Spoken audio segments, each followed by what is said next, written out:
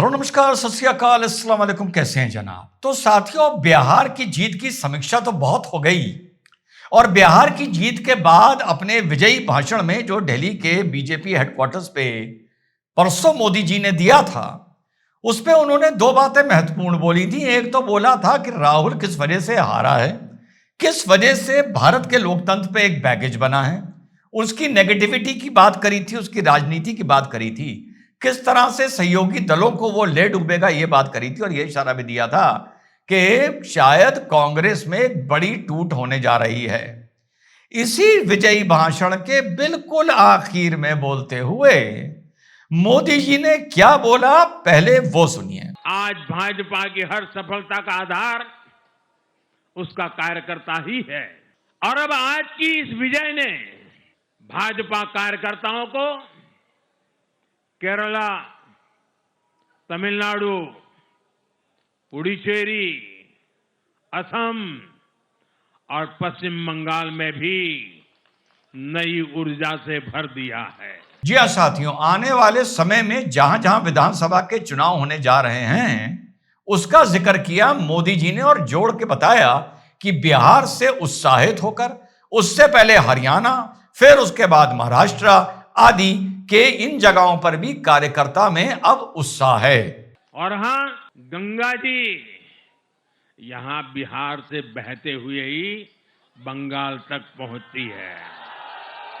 जी हाँ साथियों, तो ये दूसरा इशारा मोदी जी ने दिया है कि अब सारी ताकत मूलतः जो नजर आ रहा है कि भाजपा की, अमित शाह जी की लगने जा रही है बंगाल पर।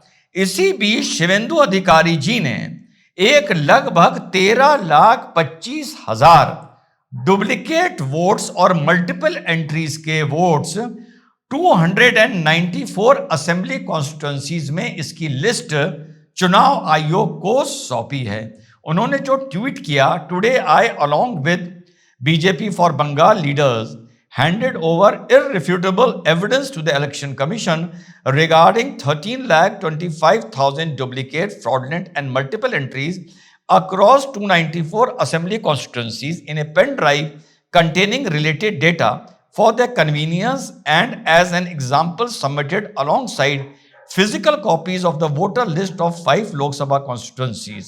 ठीक, दिस इजंट ए ग्लिच, ये कोई सॉफ्टवेयर प्रॉब्लम नहीं है। This is deliberate electoral fraud orchestrated by the TMC to steal Bengal's mandate by misusing the administration, ये इन्होंने बोला है।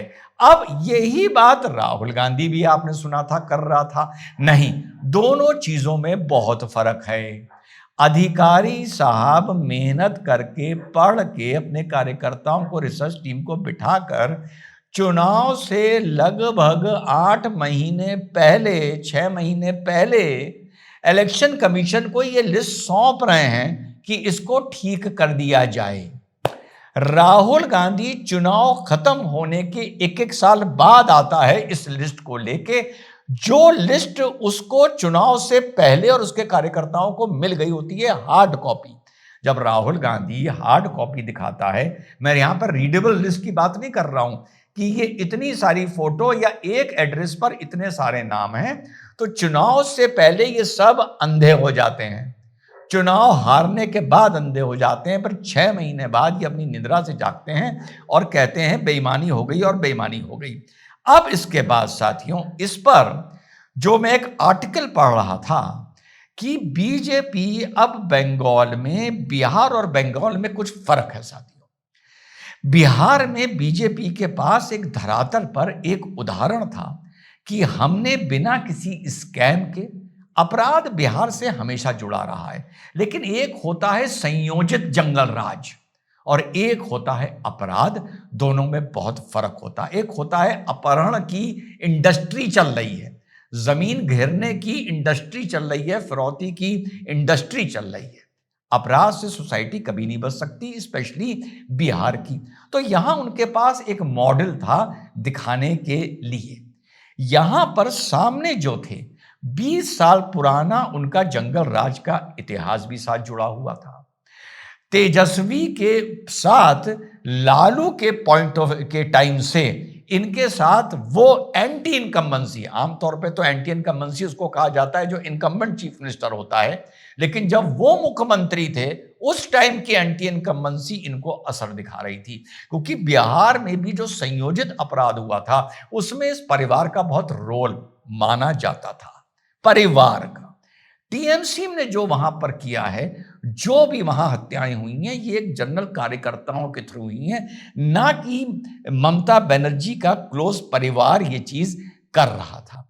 इधर लालू की जो राजनीति थी या तेजस्वी की, वो MY पर डिपेंडेंट थी। एम पर वहां पर भी, बंगाल में भी डिपेंडेंट है, लेकिन वहां पर कोई पर्टिकुलर कास्ट नहीं है जिसके पीछे ममता दीदी जिस पर बैंक कर रही हैं, जैसे बिहार में आरजेडी यादव वोटों पर साथियों बैंक कर रही थी।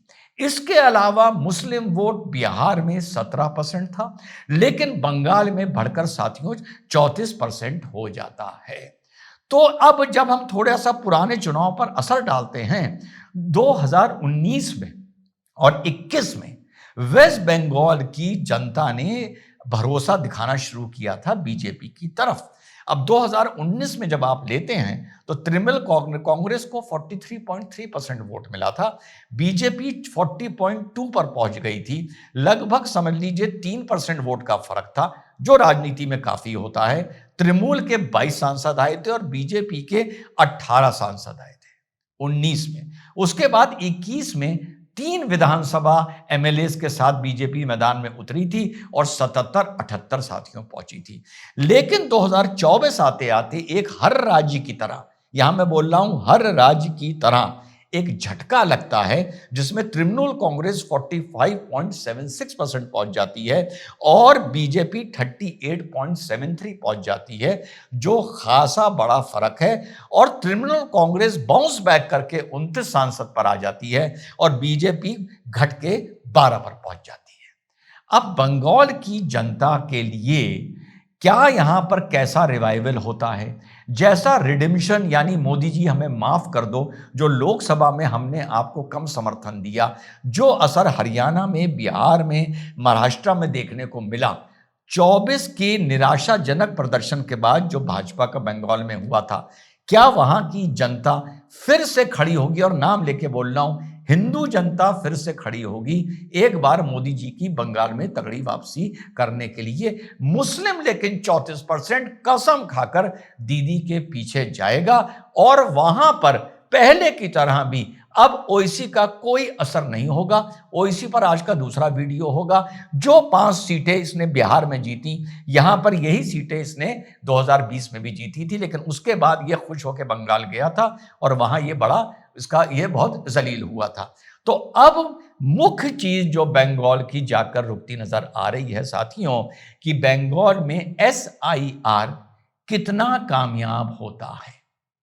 खबरें तो ये तक सुनने को मिल रही हैं साथियों कि बंगाल से बहुत से लोग छोड़ छोड़कर भागे हैं SIR के चलते।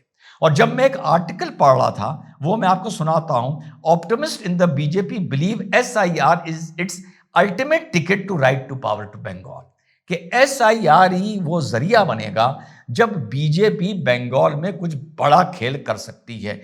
Enumeration forms are so designed, they believe that if your name or blood relative's name is missing in the 2002 SIR, it will be impossible to slip them into the new voter list। यानी form इस तरीके से तैयार करे गए हैं या कि आपका या आपके किसी क्लोज रिलेटिव का नाम अगर 2002 की SIR में नहीं है तो आपको अब अपना नाम वोटर लिस्ट में डलवाने के लिए बहुत दिक्कत आएगी, एड़ी चोटी का जोर लगाना होगा। इसीलिए लोग भाग भाग के, no wonder thousands are queuing up for birth certificate, they point out. तो बाकी सारे फैक्टर्स को सेम रखते हुए हम कहते हैं जो ममता दीदी का वहां पर वोट बैंक था वो अभी इंटैक्ट है, बीजेपी का भी इंटैक्ट है। अब 2 चीजें देखनी है। फ्लोटिंग वोट जो निराश हो गया था मोदी जी से, जिसने लोकसभा में वोट नहीं डाला, वो अब बिहार का देखकर या बंगाल का हाल देखकर कितना बाहर निकल के आता है, यह देखना है। SIR धरातल पर कैसी इंप्लीमेंट होती है साथियों, यह देखना है। फिर से दोहरा दूं, बिहार फर्क था, बंगाल फर्क है, Bengal will be more difficult. जय हिंद, वंदे मातरम, खुदा हाफिज।